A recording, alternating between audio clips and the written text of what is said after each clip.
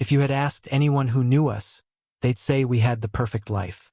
We lived in a sprawling mansion in the best neighborhood, with every luxury at our fingertips. I had built a successful business from the ground up, one that allowed us to travel the world, dine at the finest restaurants, and live without a single financial worry. My wife, Emily, was beautiful, elegant in a way that made people turn their heads when she walked into a room. She had everything anyone could want: money, status, and a devoted husband. At least that's what she thought. I can't pinpoint the exact moment when things started to shift for me.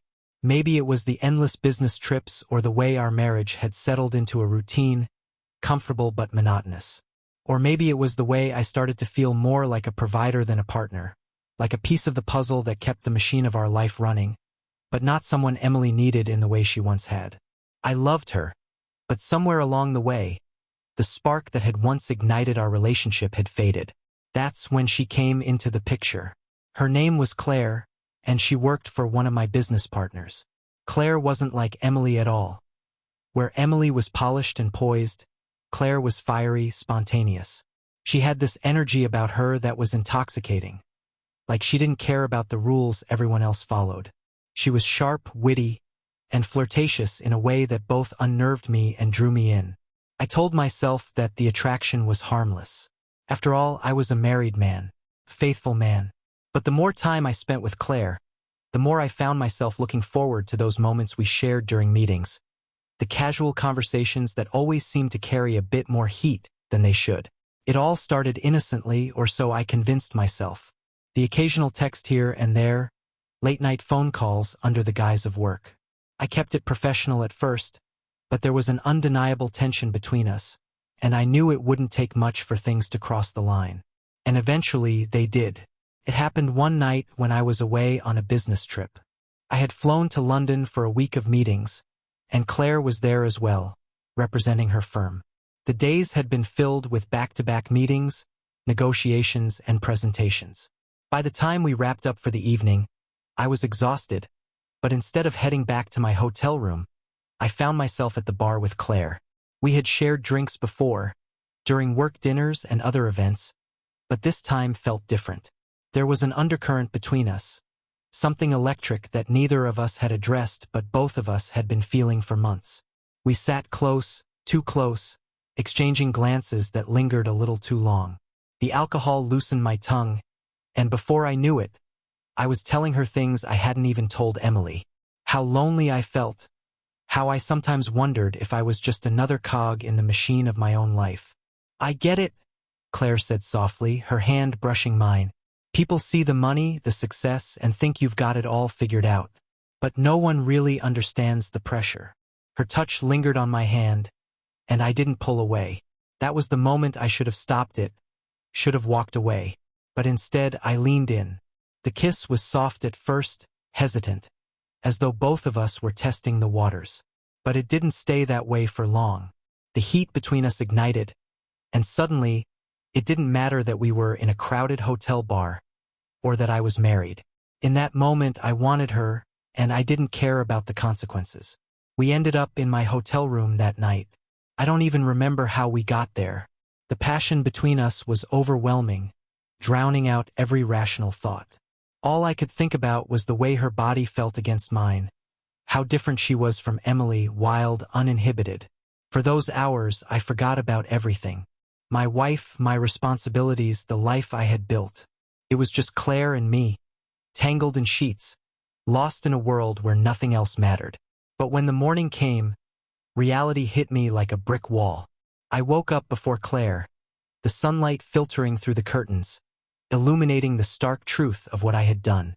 My stomach twisted with guilt, and as I looked at her lying next to me, peaceful and asleep, I realized how far I had fallen. I had crossed a line I could never uncross. For the rest of that trip, I avoided Claire. I didn't know how to face her, or myself. The guilt gnawed at me constantly, a sharp, relentless ache that wouldn't go away. I thought about Emily, back at home, completely unaware of what I had done. I thought about the life we had built together, the promises I had made to her, and how I had broken them all in one reckless night.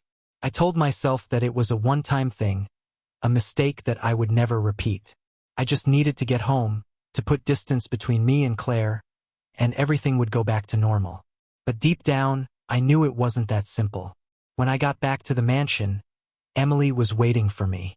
She greeted me with a smile, wrapping her arms around my neck, and for a moment, I almost convinced myself that I could pretend, that I could act like nothing had happened, that I could bury the affair deep inside me and move on. But the guilt was unbearable. That night, as I lay in bed next to Emily, I couldn't sleep. I couldn't stop replaying everything in my mind. The kiss, the passion, the betrayal. Every time Emily reached for me, every time she smiled or said, "I love you," the weight of my actions pressed down on me until I thought I might suffocate. I had never felt so alone. Despite my resolve to end things with Claire, it didn't stop. She texted me the day after I got back, and instead of shutting it down, I responded. At first, it was just small talk, harmless messages that didn't mean anything. But the tension between us was still there, and it wasn't long before the affair started up again. It became a pattern: business trips, late-night meetings, stolen moments whenever we could find them. I told myself that I could keep it under control, that it was just physical, just a way to escape the pressure of my life for a little while. But it wasn't just physical. With every meeting, every touch, I found myself falling deeper into something I couldn't control. Claire was everything Emily wasn't. Free-spirited, adventurous, and completely uninhibited. She made me feel alive in a way I hadn't felt in years, like I was finally living for myself instead of for the expectations that had been placed on me. But at the same time, I knew I was playing with fire. The guilt never went away. It lingered in the background, a constant reminder that I was betraying the woman who had stood by me through everything. I started pulling away from Emily, emotionally distancing myself without even realizing it. I became colder, more distant. She asked me what was wrong, but I never gave her a straight answer. Couldn't. How could I tell her that the man she trusted completely had been lying to her for months? I don't know how long I thought I could keep it up, living two lives. But eventually, everything came crashing down. It was a Saturday afternoon, and Emily had gone out to lunch with some friends. I was at home, going through emails when I heard her phone buzz on the kitchen counter. First, I ignored it, but then it buzzed again and again. Curiosity got the better of me, and I walked over to check. It was a message from one of her friends, the kind of casual text that didn't mean anything. But as I went to set the phone down, a notification popped up from an unknown number. It was a message for me. I froze, staring at the screen. Claire had sent me a text, and it had synced with Emily's phone through our shared cloud account. My heart pounded as I quickly deleted the message, but I knew it was only a matter of time before Emily saw something I couldn't hide. That was the moment I knew everything was about to fall apart. I had betrayed the woman who loved me, the woman who had trusted me with her heart. And now, no matter how much I tried to bury the affair, the truth was about to come out. The minutes after deleting Claire's message were some of the longest of my life. My heart pounded in my chest, and my mind raced, trying to figure out how to fix the mess I had created. But I knew it was only a matter of time before Emily found out. I couldn't live like this anymore. Lying to her, living a double life, pretending that everything was fine when, deep down, I knew it was about to implode. When Emily came home from lunch later that afternoon, I could barely look her in the eye. She was cheerful, laughing as she told me about her day, completely unaware of the storm brewing beneath the surface. I watched her move around the house, and guilt twisted in my chest like a knife. This wasn't just a mistake anymore. It was a series of lies that had snowballed into something I couldn't control, and I was about to lose everything. That evening, as we sat down for dinner, I couldn't take it any longer. The weight of the truth was suffocating me. I had to tell her. I owed her that much. "Emily," I started, my voice shaky, "there's something I need to talk to you about." She looked up from her plate, her expression immediately turning serious. "What is it? You're scaring me." I took a deep breath, my heart pounding so loudly I could barely hear myself think. I've been hiding something from you. I've made a terrible mistake." Her eyes narrowed, confusion and worry etched across her face. "What are you talking about?" I've been unfaithful, I said, my voice barely a whisper. There's someone else. A woman I've been seeing. The silence that followed was deafening. Emily's face went pale, her fork dropping from her hand. For a moment, she just stared at me, as if she couldn't process the words I had just said. You what? She whispered, her voice trembling. You've been cheating on me? I nodded, unable to meet her gaze. I didn't mean for it to happen. Started on a business trip, and I never thought it would go this far. But it did. And I'm so sorry, Emily. Her expression shifted from shock to disbelief to anger in a matter of seconds. You're sorry? She said, her voice rising. You've been lying to me for months, and now you're just sorry?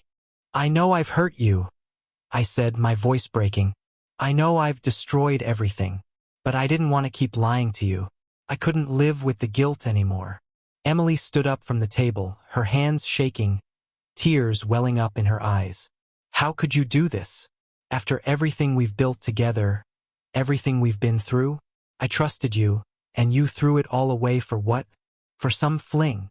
It wasn't just a fling, I admitted, the truth spilling out of me like a flood. It became more than that. But it didn't mean that I stopped loving you. She scoffed, her eyes flashing with rage. You call this love? Betraying me, lying to my face every day, sneaking around behind my back? How dare you say you still love me after what you've done? I had never seen her so hurt, so broken, and it shattered me in ways I hadn't expected. Emily was the person I had vowed to protect, the person I had promised to be faithful to, and I had betrayed her in the worst possible way. Please, Emily, I said, my voice pleading. I know I've made the biggest mistake of my life, but I don't want to lose you. I'll do whatever it takes to make this right. She shook her head, wiping away tears as she backed away from the table. Make this right? You can't just undo this, you can't take it back. You've already destroyed us. And with that, she turned and walked out of the dining room, leaving me alone in the wreckage of my confession. The days following my confession were a blur of emotional devastation. Emily barely spoke to me.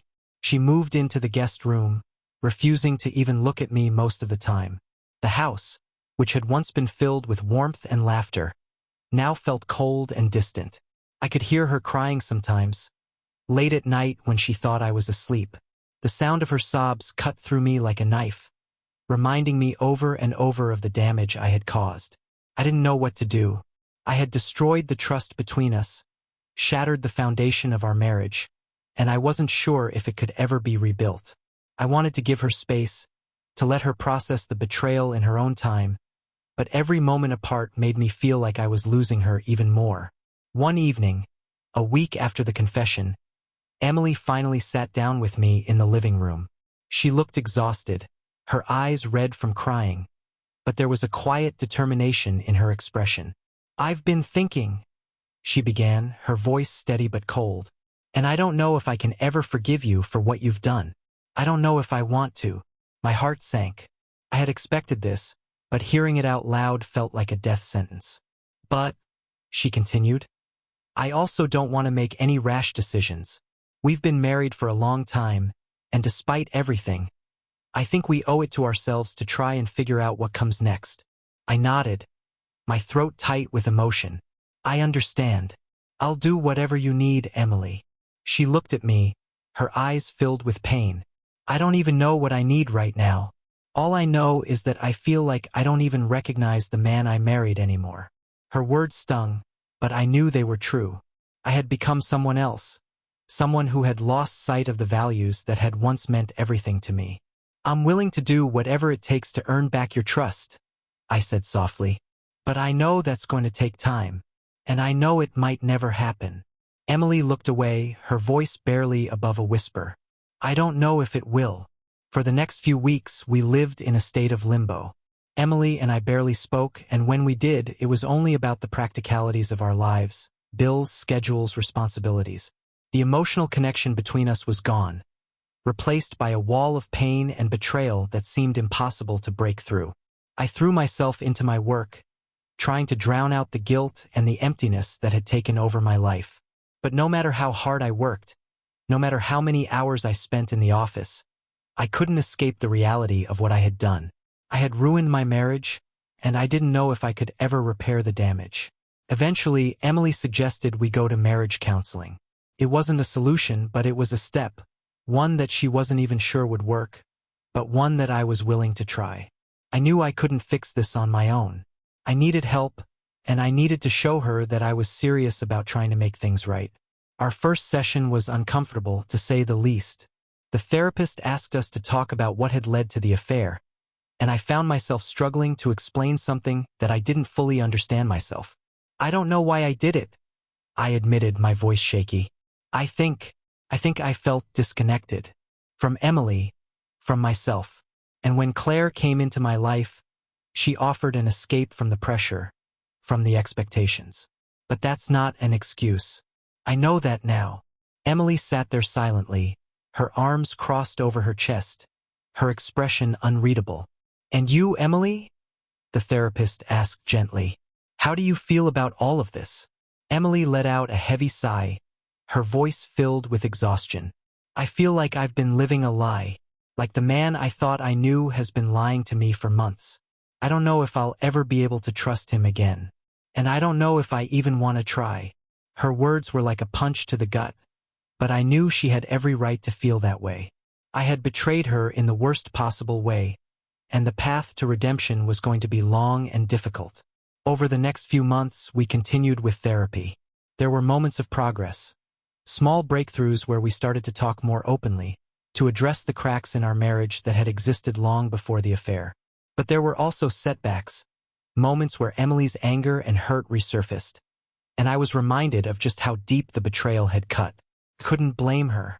I had broken the trust that had taken years to build, and now I was asking her to rebuild it with me. I wasn't sure if I even deserved it. One evening, after a particularly emotional therapy session, Emily and I found ourselves sitting on the back porch, watching the sunset in silence. The air between us was heavy, but for the first time in months, it didn't feel unbearable. I don't know what the future holds, Emily said quietly, breaking the silence. But I do know that I don't want to make any decisions out of anger. I want to give us a real chance to figure this out. Her words were a glimmer of hope, a small but significant step toward something I wasn't sure I deserved. I'm grateful for that, I said softly, my heart swelling with a mix of relief and uncertainty. I'm willing to do whatever it takes to make things right, Emily. But I know it's up to you. She nodded, her eyes still fixed on the horizon. I'm not ready to forgive you yet, but I'm willing to try. And with that, we sat together in the quiet of the evening, unsure of what the future held, but knowing that, for now, we were both still here, still trying. It wasn't a happy ending, but it was a beginning, a fragile, tentative beginning. After that evening on the porch, things didn't magically improve between Emily and me, but there was a shift. It wasn't forgiveness, not yet, but it was the beginning of something. A cautious willingness to try, to see if we could rebuild what had been so completely shattered. We were walking on fragile ground, unsure of each step we took. Our counseling sessions continued, and although they were difficult, they became a lifeline for us. For the first time, we began to talk about the deeper issues that had led us to this point. The emotional distance that had grown between us over the years, the way I had retreated into my work, and how Emily had felt increasingly isolated from me long before the affair ever happened. I felt invisible, Emily said during one session, her voice steady but filled with emotion. Like you stopped seeing me as a partner and started seeing me as just part of the life you were building. Everything was about your success, your business, your achievements, and I was just there, on the sidelines. Her words cut deep, but I knew she was right. I had been so focused on building the perfect life for us, on achieving financial success, on making sure we had everything we could ever want, that I had lost sight of what really mattered. Us. I didn't mean to make you feel that way, I said, my voice thick with guilt. I thought I was doing the right thing by providing for us, by making sure we had everything. But I see now that I lost sight of the most important thing, you. Emily nodded, but the pain in her eyes was still there. It wasn't just about the money or the lifestyle, though. It was about the fact that you stopped being present. You stopped caring about the little things, the things that made us who we were. And then you went and found someone else to fill that void. The affair was still the hardest thing for Emily to talk about, and I understood why. It was a betrayal so personal, so intimate, that it had cut her to her core. But I also knew that, in order to heal, we had to keep talking about it. We couldn't bury it and hope it would go away.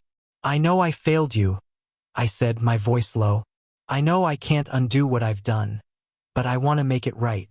I want to be the man you deserve, the husband you deserve. Emily looked at me, her eyes searching mine for something. Maybe sincerity, maybe hope. I don't know if we can ever get back to what we had, she said quietly. But I think we can try to build something new, something different. That was the moment I realized that we weren't trying to go back to what we had before the affair. We were trying to build something entirely new, something that could withstand the weight of everything we had been through. It wouldn't be easy and it wouldn't be the same, but maybe, just maybe, it could be stronger. As we continued on our path toward healing, I learned that rebuilding trust was a slow, sometimes agonizing process.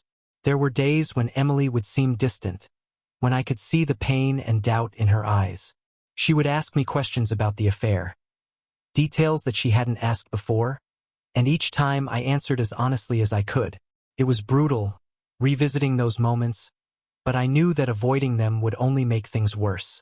One evening, as we were sitting in the living room after dinner, Emily suddenly asked, "Did you ever love her?" The question hit me like a punch to the gut. Claire had been a part of my life for months, and while I had convinced myself at the time that it wasn't about love, the truth was more complicated.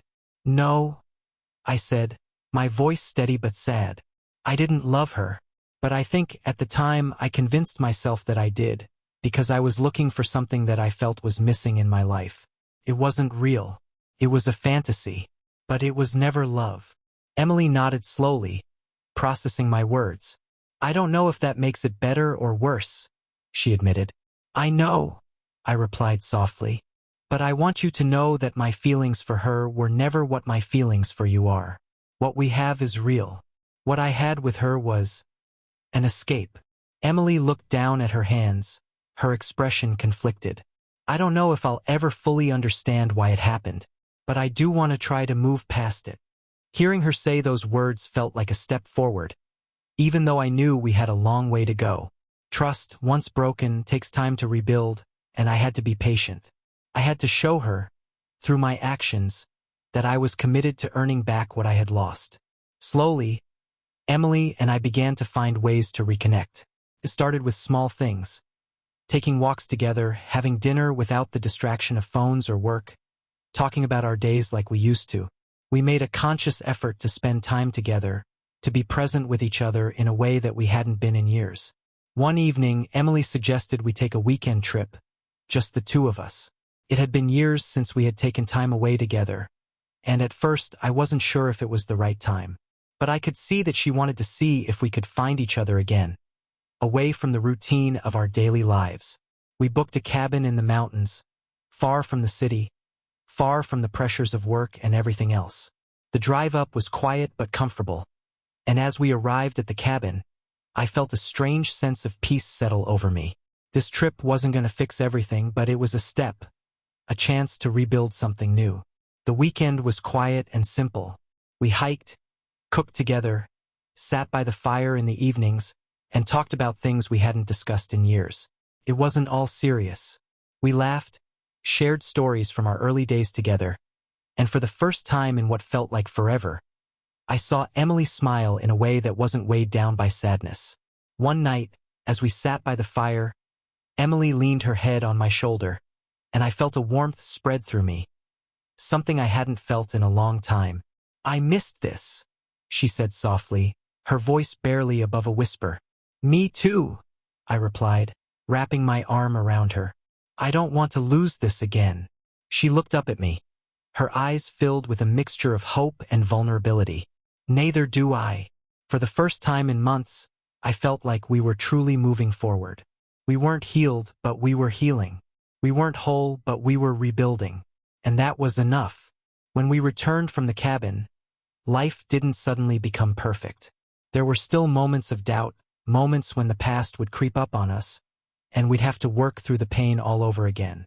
But there was also hope, something that had been missing for so long. Emily and I had made a decision to fight for our marriage, to rebuild what had been broken. It wasn't easy, and it wasn't always smooth, but we were committed. We had learned that love wasn't just about the good times.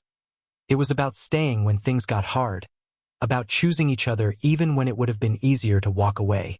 The affair had changed us, but it hadn't destroyed us. It had forced us to confront the cracks in our relationship, to face the truth about the things we had been ignoring for too long. And now we were stronger for it. We still went to counseling, not because we were struggling, but because we wanted to keep growing. We wanted to make sure that we didn't fall back into old patterns, that we continued to nurture the connection we had started to rebuild.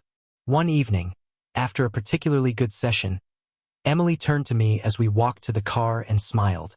"I think we're going to be okay," she said, her voice filled with a quiet certainty. I smiled back, my heart swelling with gratitude. "I think so too." As we drove home, I realized that while the road ahead would still be long and difficult at times, we were on the right path. We were moving forward together, and for the first time in a long time I felt hopeful about the future. Even though we were slowly finding our way back to each other, the reality of our new normal meant living with the knowledge of the betrayal. The past wasn't something that could just disappear. Emily had started to trust me again in small ways, opening up more, laughing at my jokes, making efforts to rebuild intimacy. But there were still moments when I saw the doubt flicker in her eyes. I understood why. The damage I'd caused wasn't something that could be healed overnight, and even if we were working toward a better future, the scars of the affair would always be there. I found myself more aware of every action, every conversation. I made sure to communicate clearly about work trips, about where I was and who I was with. The transparency wasn't something Emily demanded, but something I offered willingly. I wanted her to know that I had nothing to hide anymore.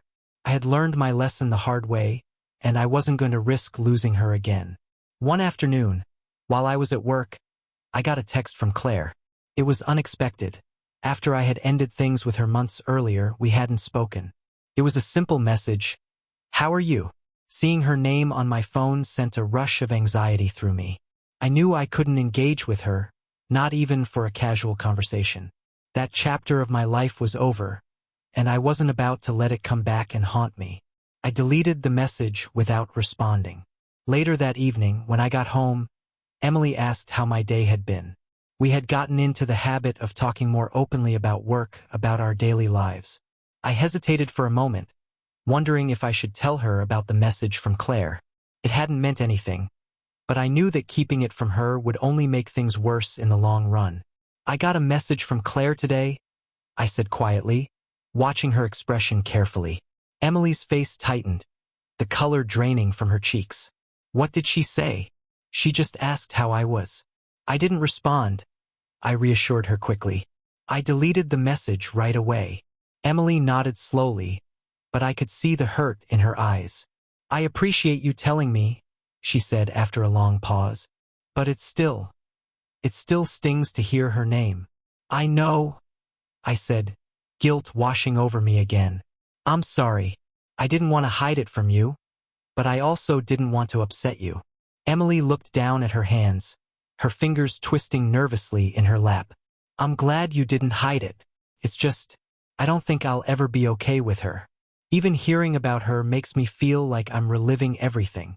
Her honesty was heartbreaking, but I knew it was part of the process. We had to face the hard truths, even if it meant revisiting the pain. "I promise I'll never speak to her again," I said, taking her hand in mine. "She's not a part of my life, and she never will be." Emily squeezed my hand, offering me a small, sad smile. "I believe you. It's just going to take time."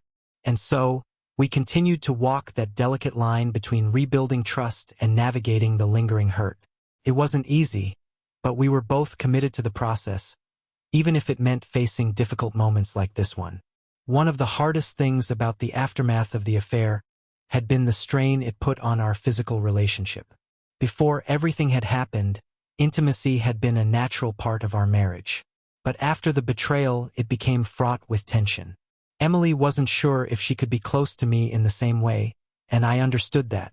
How could she trust me with her body when I had betrayed her heart? For months, we had kept things light. Holding hands, hugs, occasional kisses, but nothing beyond that.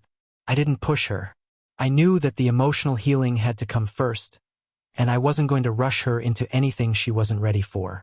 But slowly, as the months passed, we began to rediscover each other in new ways. It wasn't just about sex. It was about finding new ways to connect, new ways to be close. We started spending more time together, not just talking but really listening to each other. We shared our hopes, our fears, and even our regrets. One night, after a particularly deep conversation, Emily leaned into me on the couch and rested her head on my shoulder. It was such a simple gesture, but it felt monumental. For the first time in months, I felt like we were getting closer again. Not just emotionally, but physically. "I've missed this," she whispered, her voice soft in the quiet room. "I've missed it too," I replied, gently stroking her hair. "I don't ever want to lose this again." Emily lifted her head and looked at me, her eyes searching mine. "Do you think we'll ever get back to where we were before?" I hesitated for a moment, not wanting to give her false hope. "I don't know if we'll ever get back to exactly where we were," I admitted. "But maybe we can find something even better, something stronger." She smiled at that, a small but hopeful smile. "I'd like that." That night, we took another step forward. It wasn't a grand gesture, and it wasn't about rushing back into something we weren't ready for. It was about being close, about being present with each other in a way we hadn't been in a long time. It was a beginning, and it felt right. As things between Emily and me continued to improve, there was still one challenge we hadn't fully faced: the outside world. Our close friends knew something had happened between us. Our sudden distance hadn't gone unnoticed, but we had kept the details private. Emily had confided in her sister about the affair, but we hadn't told anyone else. Felt too raw, too personal to share. But as we started to heal, we knew that we couldn't keep hiding from the world forever. Our friends had started inviting us to gatherings again, dinners and social events, and while Emily was willing to go, I could tell she was nervous. I was too. The first event we attended together was a dinner at one of our close friends' homes. It was a small gathering, just a few couples, but it felt like a big step for us. As we walked in, I could feel the tension in Emily's body. She smiled and greeted everyone, but I could see the flicker of anxiety in her eyes. Throughout the evening, I stayed close to her, making sure she knew I was there, supporting her. Our friends were kind, not prying into what had been going on between us, but I could sense their curiosity. At one point, during a quiet moment, one of our friends pulled me aside. "You two seem better," he said, his tone careful. "Is everything okay now?" I nodded, though it felt like an oversimplification. "We're working on it," I said honestly. "It's been a tough year, but we're getting through it." He gave me a sympathetic nod, clapping a hand on my shoulder. "I'm glad to hear that. You've always seemed like such a strong couple. We were worried about you too." That night, as we drove home, Emily turned to me with a thoughtful expression. "It felt weird, being around everyone again," she admitted. "Like they all know something's wrong, but no one's saying it." "I know," I agreed, "but I think it'll get easier with time. We're not hiding anything, but we also don't owe them every detail of our lives." Emily nodded, but I could tell she was still processing it all. "I just hate that we have this thing hanging over us. I don't want people to look at us and see the affair." "They won't," I said softly. "They'll see how far we've come. They'll see us rebuilding." She smiled at that, and for the first time, I felt like we were truly moving forward, not just as a couple but as individuals. We were learning to live with the past, but we weren't letting it define us. As the months turned into a year since the affair, Emily and I had settled into a new rhythm. We had rebuilt trust in small, incremental steps. It wasn't perfect. There were still moments when the past would resurface, moments when Emily would ask me if I ever thought about Claire or when a business trip would trigger old anxieties. But we had learned how to navigate those moments together. We had also rediscovered a deeper sense of commitment to each other. The affair had forced us to confront the parts of our marriage that had been neglected, the ways in which we had drifted apart without even realizing it. Now, we were more intentional about our time together. We made sure to check in with each other, to talk openly about how we were feeling, and to never let the busyness of life get in the way of our relationship. One evening, as we sat together on the porch, watching the sunset like we had so many times before, Emily turned to me with a peaceful expression. "I think we've made it," she said softly, her voice filled with quiet contentment. "Made it where?" I asked, smiling. "Through the hardest part," she replied, resting her head on my shoulder. "I think we're going to be okay." I wrapped my arm around her, pulling her close. "I think so too." In that moment, I realized that we had come full circle. We had been through the darkest time of our marriage, and yet here we were, still standing, still together. It hadn't been easy, and there had been times when I wasn't sure if we would make it. But we had fought for each other, for our marriage, and for the life we had built. We weren't the same couple we had been before the affair. We were something new, something stronger, something more resilient. We had learned that love wasn't just about passion and romance. It was about staying when things got hard, about choosing each other even when it hurt.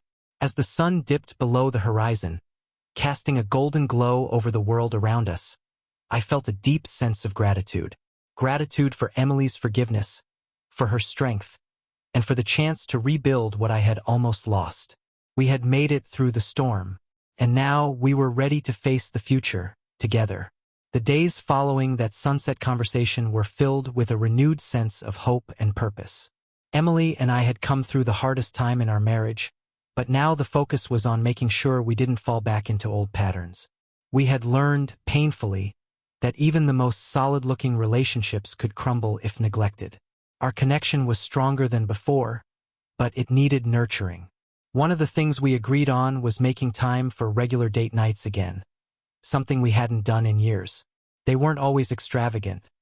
Sometimes it was just cooking dinner together and watching a movie, but it was the intentionality behind it that mattered. It was about creating space for us, outside of the daily grind of work, responsibilities, and everything else. On one of these nights, we decided to go back to the place where we had our first date, a small, cozy restaurant in the heart of the city. As soon as we stepped inside, memories flooded back. I saw Emily smile, her eyes lighting up in a way that made my heart ache with nostalgia. It was like stepping into a different time, back to when everything between us was new and uncomplicated. "I can't believe we haven't been here in so long," Emily said as we sat down at our table. "I feel like it's been a lifetime." "I know," I agreed, taking her hand across the table.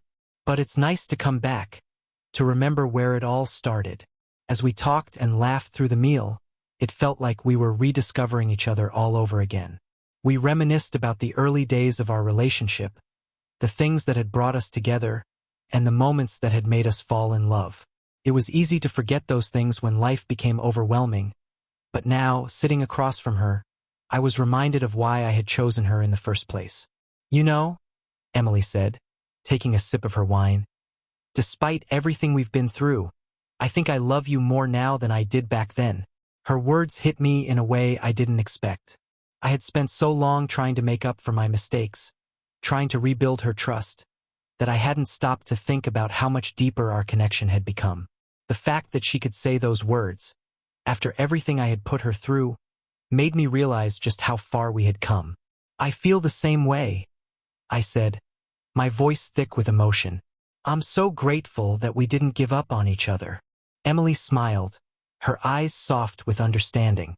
"I'm glad we didn't either." It was moments like this that made me realize just how much I had to lose, and how close I had come to losing it all. But instead of focusing on the past, we were focused on the future, on the life we were still building together. As the weeks passed, things between Emily and me continued to improve. We were communicating more openly, spending more time together, and reconnecting in ways that felt genuine and real. But life has a way of throwing curveballs, and we soon found ourselves facing a new challenge. One that had nothing to do with the affair, but tested our resilience all the same. It started with Emily not feeling well. At first, we both thought it was just stress or exhaustion, something that would pass with a bit of rest. But when the symptoms persisted, she decided to see a doctor, just to be safe. I wasn't prepared for what came next. The day after her appointment, Emily came home early from work, her face pale and tense. I knew something was wrong the moment I saw her. "Is everything okay?" I asked, my heart sinking as I walked toward her. Emily took a deep breath, her hands trembling slightly as she reached for mine. "The doctor found something," she said quietly. "They think it might be cancer." The world seemed to tilt beneath me, and for a moment, I couldn't find the words. Cancer? How was that even possible? Emily was healthy, vibrant, the last person I would have expected to face something like this. "What do you mean?" I asked, my voice shaking. "How serious is it?" "They're not sure yet," she replied, her eyes filling with tears. "I have to go for more tests next week to confirm. But they said it's early, and if it is cancer, there's a good chance they can treat it." I pulled her into my arms, holding her tightly as she broke down in my embrace. This wasn't something we had ever imagined facing. After everything we had been through, it felt like the universe was testing us again, asking us how much more we could handle. But this time, we faced it together. In the days leading up to her tests, Emily and I spent as much time together as we could, trying to keep things as normal as possible. We went for walks, cooked dinner, and watched movies like we always did. But there was an unspoken tension between us, a fear that neither of us could shake. "What if it is cancer?" Emily asked one night, as we sat on the porch, her head resting on my shoulder. I didn't have an answer. All I could do was hold her hand and promise that, no matter what, we would face it together. "If it is," I said softly, "then we'll deal with it. We'll get through it, just like we've gotten through everything else." She nodded, but I could see the fear in her eyes. And truthfully, I was scared too. But I knew one thing for certain: we weren't the same people we had been a year ago. We were stronger now, more connected. And whatever came our way, we would face it as a team. A week later, we got the results. It was cancer, but the doctors were optimistic. It was early stage, and they had caught it in time. Emily would need surgery and possibly chemotherapy, but the prognosis was good. Still, the news hit us hard. Cancer wasn't something you could just wish away. It was a fight, and it was one we hadn't expected to face.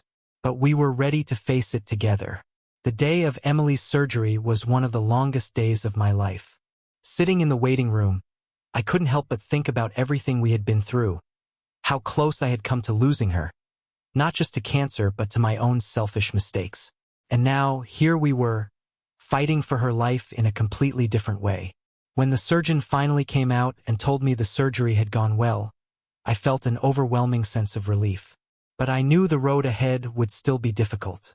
Emily would need time to recover, both physically and emotionally, and I was determined to be there for her every step of the way. Over the next few months, we settled into a new routine. Emily started her treatment, and while there were days when she felt weak and exhausted, there were also days when her strength amazed me. She was a fighter, more resilient than I had ever given her credit for. We continued to go to counseling, not just for the affair but for everything we were going through now. It helped us stay connected, to talk about the fears and uncertainties that came with facing such a serious illness. And through it all, our love for each other grew stronger. One evening, as we sat on the couch, Emily turned to me with a smile. "You know," she said softly, "I've been thinking a lot about everything we've been through. The affair, the cancer, all of it." I looked at her, my heart swelling with admiration. "What about it?" "I think in a weird way it's made us stronger," she admitted. "I mean, I never would have wished for any of this, but I feel like we're closer now than we ever were before." I nodded, knowing exactly what she meant. "I feel the same way. I don't think I've ever loved you more." Emily smiled, leaning in to kiss me softly. "I love you too, and I'm glad we didn't give up on each other." As we sat there, wrapped in each other's arms, I realized that we had come full circle. The affair, the cancer, the struggles we had faced, it had all brought us to this moment. And while the future was still uncertain, I knew one thing for sure: we were in this together. Whatever came our way, we would face it as partners, as a team. And that was all that mattered.